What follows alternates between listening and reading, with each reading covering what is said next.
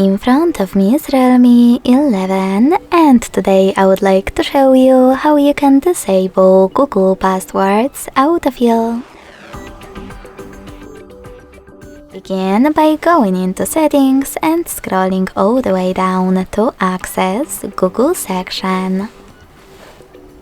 Now tap on Autofill, Autofill with Google, and last but not least, the switcher next to Use Autofill with Google. So when I tap, as you can see, my switcher and all of those options turned gray.